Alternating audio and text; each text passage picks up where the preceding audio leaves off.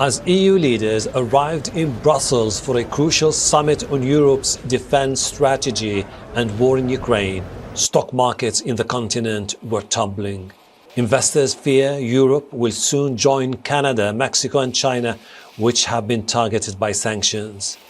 German Chancellor Olaf Scholz said the EU and the USA can both benefit from an interconnected global economy with fewer tariffs. If tariffs make that more difficult, it would be bad for the USA and bad for Europe. One thing is clear. As a strong economic area, we can shape our own policies and also respond to tariff policies with tariff policies.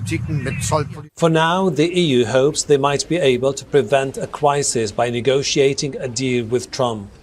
But if the Americans insist on the levies to balance a $300 billion deficit with Europe, Brussels has vowed it will likely retaliate. These are delicate times for Europe. War in Ukraine is entering its third year. EU leaders are yet to agree on raising spending on defense. France will double its defense budget by the end of the year by launching major projects, and I invite all partners to do the same. We also need more European funding with the next budgetary framework. We need more public funding, more private funding. The EU needs $500 billion over the next decade to boost its defense capabilities, but its countries are yet to agree on how to fund the project.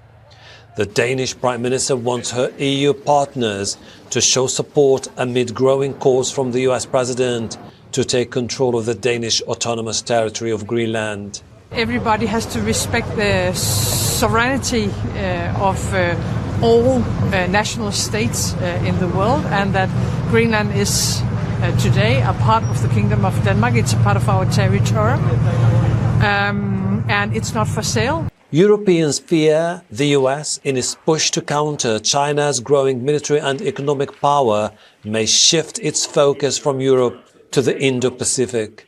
Keir Starmer is the first British Prime Minister to join a gathering of EU leaders since Brexit.